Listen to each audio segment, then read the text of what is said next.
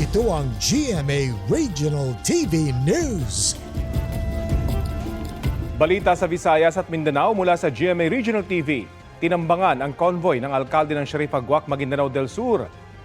Cecil, kumusta yung mga biktima? Rafi, ligtas ang mayor pero dalawa sa mga kasama niya sa convoy ang tinamaan ng bala. Balitang hatid ni Argil Relator ng GMA Regional TV. Habang nakahinto ang minivan na yan sa Barangay Poblasyon sa Sharif Agwak, Maguindanao del Sur, may bumabang dalawang armadong lalaki at pinaputok ng isa ang animoy rocket-propelled grenade. Pinuntirya pala nila ang convoy ni Sharif Agwak Mayor Dato Ahmad Mitra Ampatuan Sr. Tinamaan ang sinasakyan niyang black SUV.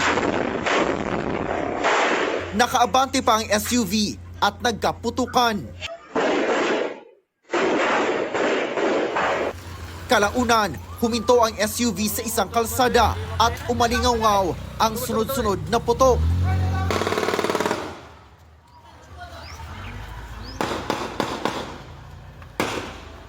Hinambos.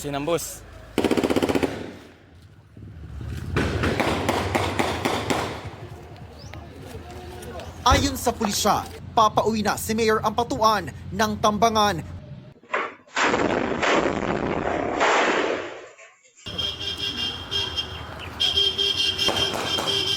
Hindi nasaktan ang alkalde, pero tinamaan ng bala sa tiyan ang dalawang kasama niya sa convoy.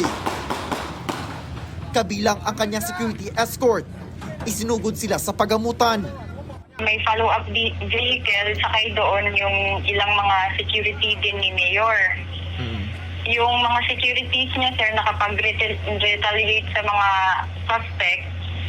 But dalawa sa securities niya ay wounded din. Both ay may tama sa left side ng abdomen. Tumakas ang mga suspect sakay ng minivan. Sa hot pursuit operation, 3 suspect ang napatay sa bayan ng Dato Unsay.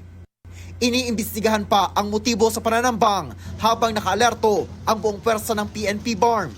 Sinusubukan pa ng GMA Integrated News na makuha ang panig ni Mayor Ampatuan kaugnay sa pananambang na ikatlong tangka na pala sa kanya.